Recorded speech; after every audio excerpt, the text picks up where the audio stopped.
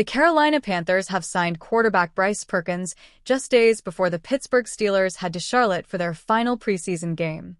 Panthers backup quarterback Andy Dalton suffered an elbow injury, meaning he could miss Thursday's game. Perkins is coming off a fantastic season with the Michigan Panthers. He was the United Football League MVP and led the Panthers to the UFL Championship before being defeated by the DC Defenders.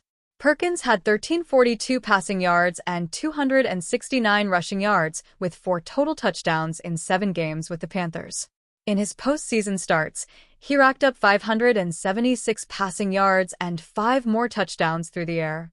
An undrafted free agent out of Virginia in the 2020 NFL Draft, Perkins started his career with the Los Angeles Rams. He spent the first 3 seasons of his career there before being let go after the 2022 season. The Steelers hosted him for a rookie minicamp tryout shortly after that, but never signed Perkins. Instead, he looked to the UFL as his next place and joined the Panthers in 2024 as their backup quarterback before ascending to the starting role in 2025. Now, Perkins will have a chance to showcase what he can do with the Panthers on Thursday against the Steelers and hopes he can find his way back into the NFL. Tampa Bay Buccaneers wide receiver Jalen McMillan suffered a severely strained neck after a hit from Pittsburgh Steelers cornerback Darrell Porter caused him land on his head and upper back, head coach Todd Bowles said. On the play, McMillan skied to make a grab over the middle of the field, and Porter took out McMillan's legs, sending the second-year wide receiver tumbling head first into the grass. Aaron Rodgers has begun to make a believer out of Ben Roethlisberger ahead of the Pittsburgh Steelers' 2025 campaign.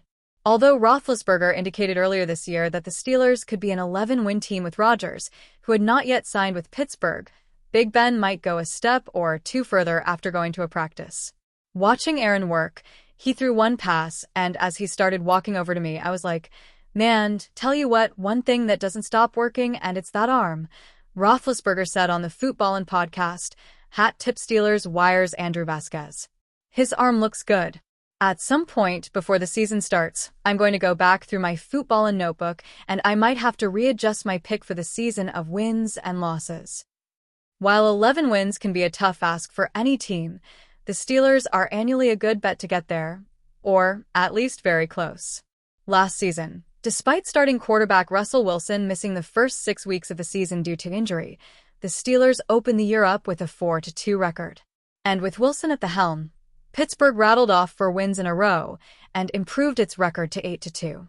After Week 13, the Steelers were 10-3 on the season and 6-1 with Wilson as the starter.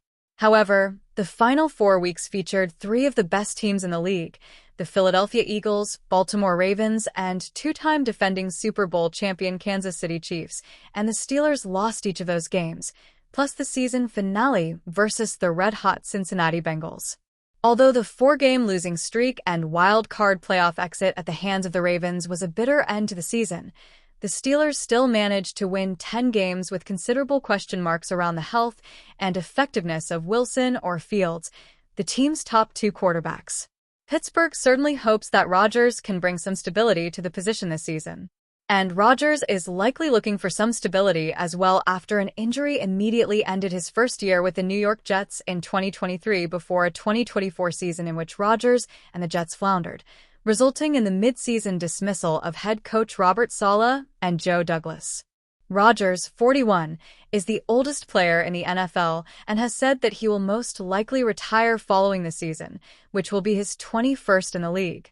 Indianapolis Colts head coach Shane Steichen announced Tuesday that Daniel Jones will start the season under center, beating out 2023 first-round pick Anthony Richardson for the job. The choice was surprising, not because of Jones' veteran presence. The Colts signed him to a 1-year, $14 million deal after his release from the Giants, but because it showed a lack of trust in a quarterback they drafted number 4 overall just 2 years ago. For the Steelers, who continue to search for stability at quarterback, that decision may have created an opportunity. With Richardson's role in Indianapolis suddenly uncertain, Vinny Iyer of the Sporting News named the Steelers as the top destination for Richardson, fueling speculation that the former first-rounder could be had for as little as a 3rd-round pick. Why Richardson is on the radar. Richardson entered the league with sky-high expectations thanks to his rare arm strength and elite athleticism. But his first 2 seasons have been uneven, producing an 8-7 record as a starter with 11 touchdowns and 13 interceptions. Pittsburgh, meanwhile, finds itself in familiar territory, competitive but unsettled at the game's most important position. Aaron Rodgers is expected to retire in 2026, sixth-round rookie Will Howard is still a project, and Mason Rudolph has never proven to be more than a reliable backup. Mike Tomlin has never had a losing season in Pittsburgh, but maintaining that streak will require a stronger quarterback solution than the current depth chart provides. That's where Richardson comes in.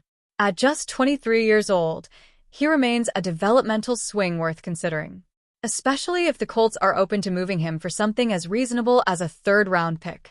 What it means for Indianapolis. For Indianapolis, the move to start Jones over Richardson says a lot about where the coaching staff stands. While the organization insists it hasn't given up on the young quarterback, actions speak louder than words.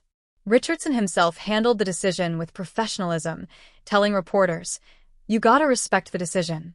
They feel like he's a better fit for the team, a better fit for the outcome of us winning. You just gotta respect it and keep working. It doesn't undermine any of the other work I've been putting in. It doesn't say that I haven't improved. I'm proud of the improvement I've made." But the reality is that Jones' presence delays Richardson's development and creates new questions about his future in Indianapolis. The front office must soon decide whether to pick up his fifth-year option for 2027. This is where Pittsburgh's interest becomes relevant. The Steelers may not be the only team monitoring Richardson's situation, but they're one of the few that make immediate sense. A third-round pick is a price most general managers would consider for a quarterback with Richardson's physical ceiling.